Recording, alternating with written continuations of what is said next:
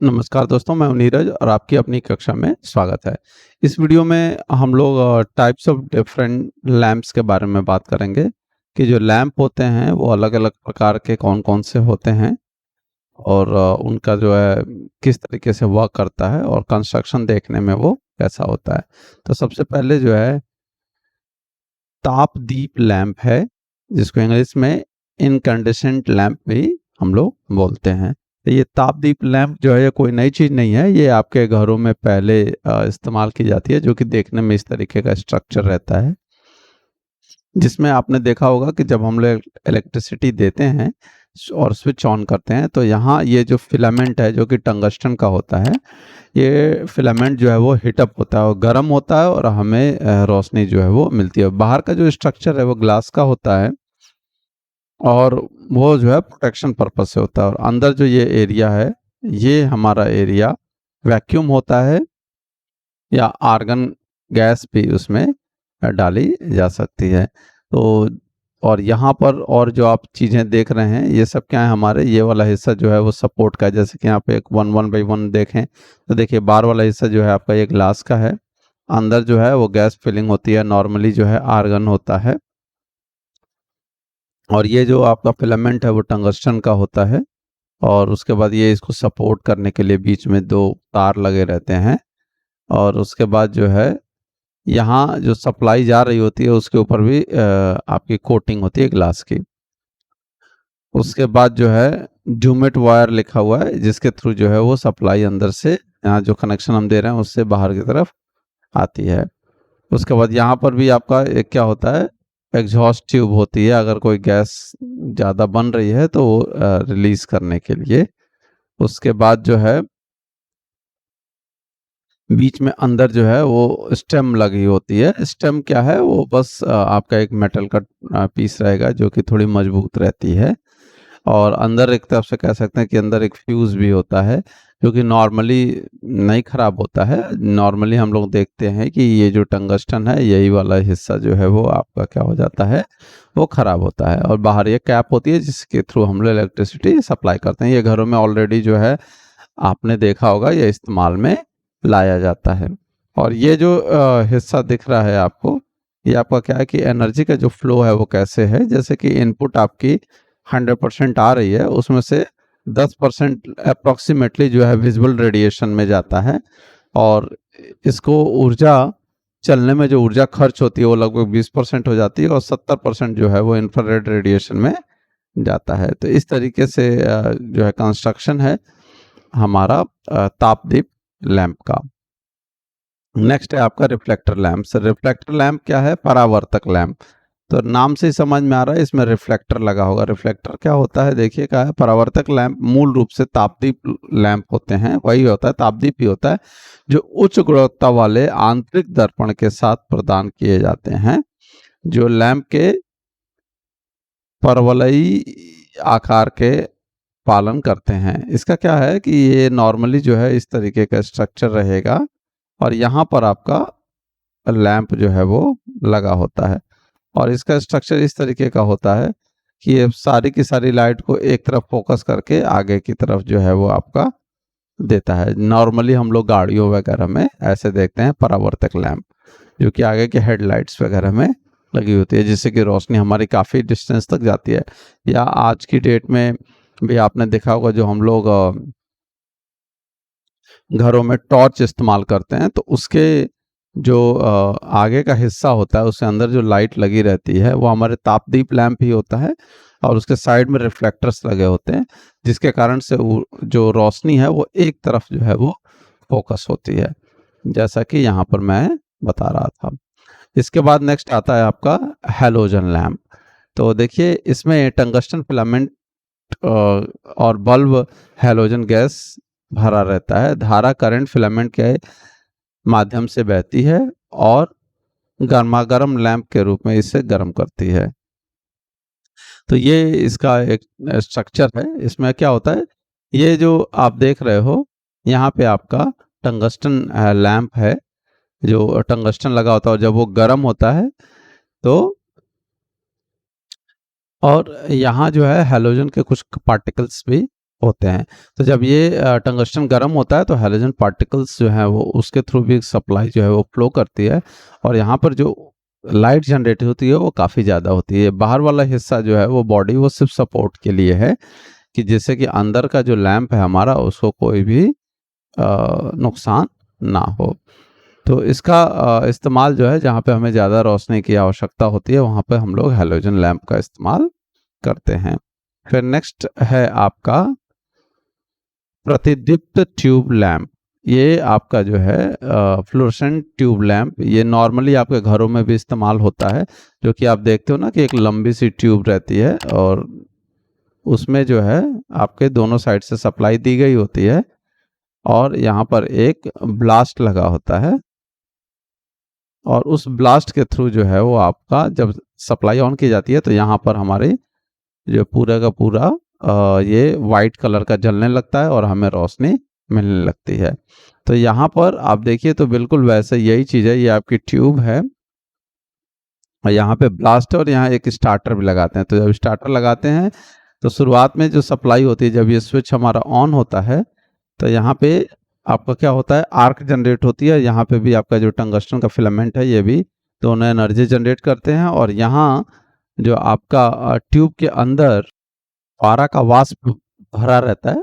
और जब क्या होगा कि आप जब शुरुआत करेंगे तो सप्लाई जो है यहाँ से सपोज इस तरफ से आ रही है, तो इधर से होते हुए, और स्टार्टर भी ऑन कर दिया है तो इसके थ्रू होते हुए आपकी सप्लाई ऐसे फ्लो करेगी।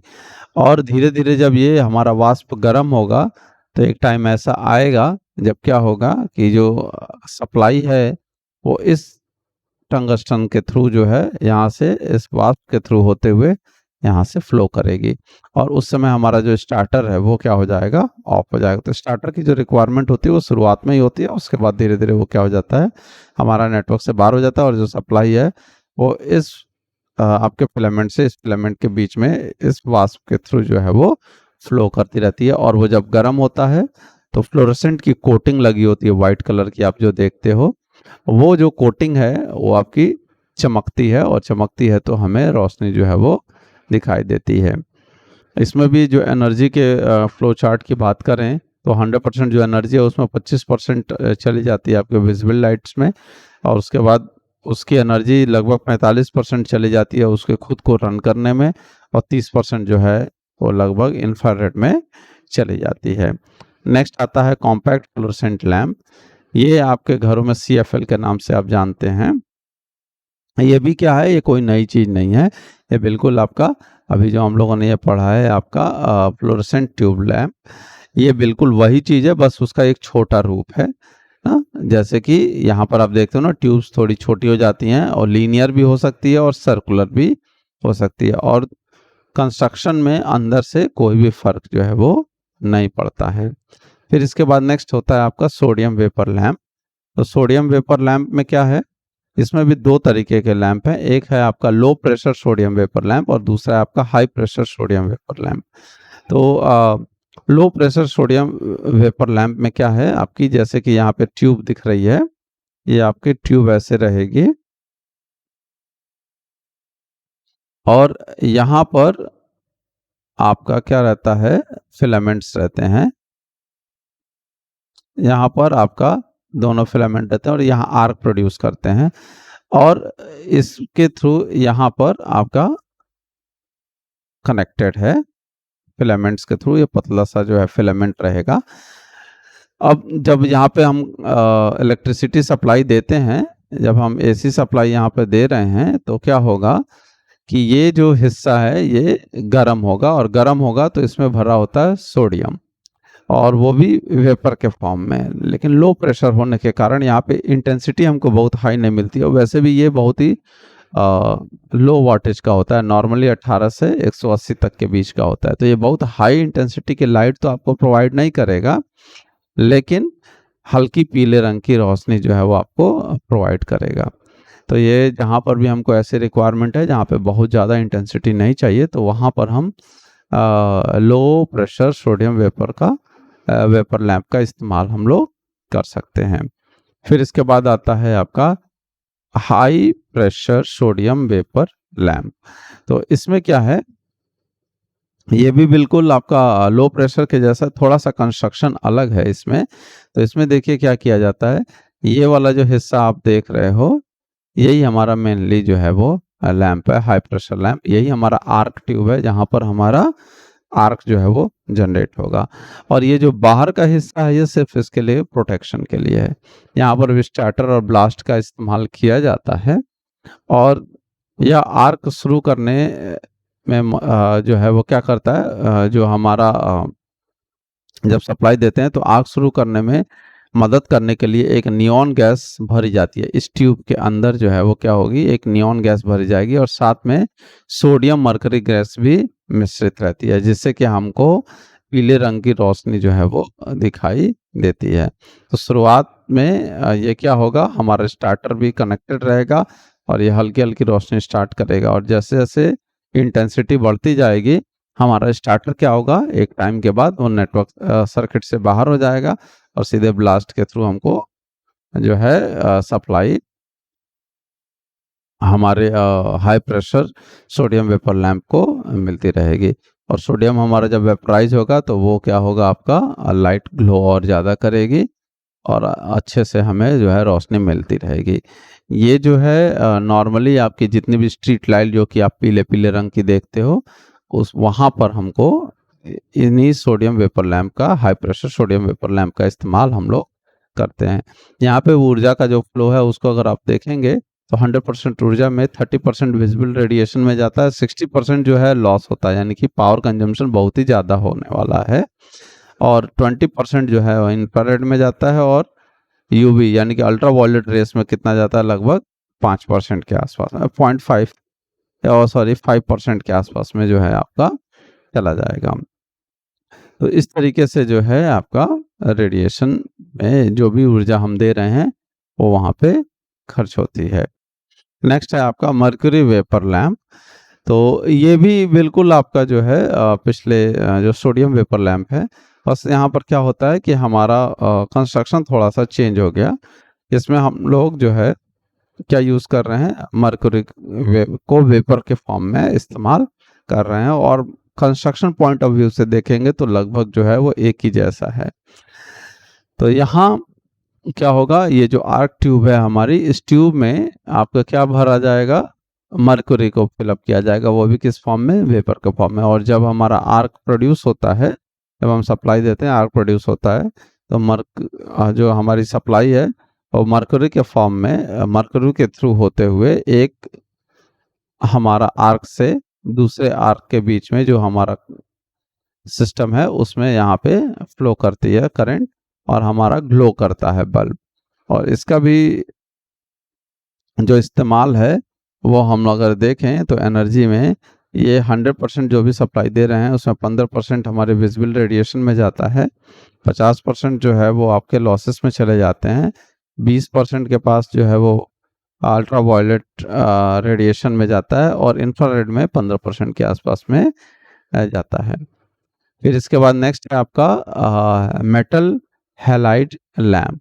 तो मेटल हैलाइड लैंप में आप देखिए ये क्या है, ये भी आप देखेंगे तो मर्क्यूरी वेपर लैंप जैसा ही देखने में होगा, बस यहाँ पे फर्क कितना है, यहाँ जो हमारा आर्क ट्यूब है इसके अंदर जो है पारावास्प और आर्गन के अलावा जो है इस दीपक में धातु हाइलाइट भी भरा गया होता है। यानी कि एक तरफ से ये भी high pressure mercury vapour lamp ही है, लेकिन बस फर्क इतना है कि वहाँ पे जो हमारा मर्क्यूरी का वाष्प तो है ही और उसके अलावा आर्गन भी डाला जाता है और हाइलाइट एक मेटल है वो भी हम लोग यहाँ पे डालते हैं।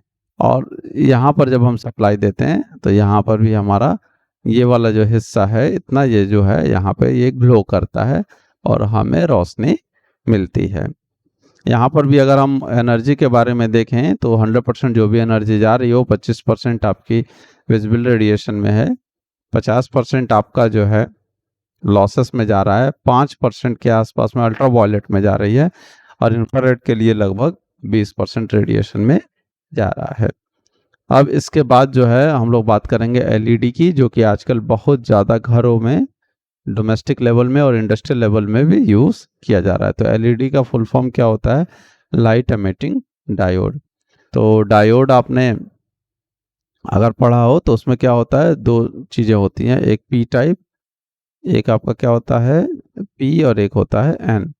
और पी और एन में जब हम लोग यहाँ पर सप्लाई देते हैं तो नॉर्मली करंट फ्लो करता है, लेकिन यहाँ पर ये जो जंक्शन है, जब इलेक्ट्रॉन्स और होल्स आपस में मिलते हैं तो यहाँ पर हीट रेडिएट करता है। तो ये जो जंक्शन है वही आपको रेडिएशन के फॉर्म में आपको लाइट जो है वो प्रोवाइड करता है। और जो हम लोग देखते हैं घरों में जो भी एलईडी बल्ब है, तो आप देखेंगे एक एलईडी बल्ब में छोटे छोटे बहुत सारी एलईडीज लगी होती हैं। क्यों? क्योंकि एक एलईडी जो है बहुत ज़्यादा लाइट प्रोड्यूस नहीं कर सकती है। और ये हमारे जो है, जैसे हमारा तापदीप लैंप था जो शुरू में हमने बात की थी, वो क्या करता है, आपका हर तरफ रोशनी जो है वो प्रोवाइड करता है चारों तरफ। लेकिन जो एलईडी होती है वो नॉर्मली आगे की तरफ फोकस करती है। अगर यहाँ पे जल रही है तो वो क्या होगी, आगे की तरफ फोकस करेगी। तो इसलिए यहाँ पे बहुत सारी एलईडीज लगा दी जाती हैं। जो बल्ब होती है उसमें बहुत सारी, जैसे कि यहाँ डायग्राम में भी दिख रहा है, तो जब बहुत सारी लगा देते हैं तो काफ़ी एरिया जो है वो कवर करता है और हमें आगे की तरफ ज़्यादातर एनर्जी जो है वो आगे की तरफ ही और जो है फ्लो करवाता है, यानी कि ऊर्जा जो हमको मिलती है वो आगे की तरफ ही मिलती है। तो ये कुछ जो है आपके बल्ब के प्रकार थे जो कि हम लोगों ने डिस्कस किए हैं। आशा करते हैं कि आपको वीडियो पसंद आई होगी। अगर वीडियो पसंद आई है तो अपने दोस्तों के साथ शेयर करें, और अगर चैनल पर नए हैं तो चैनल को सब्सक्राइब कर लें। धन्यवाद।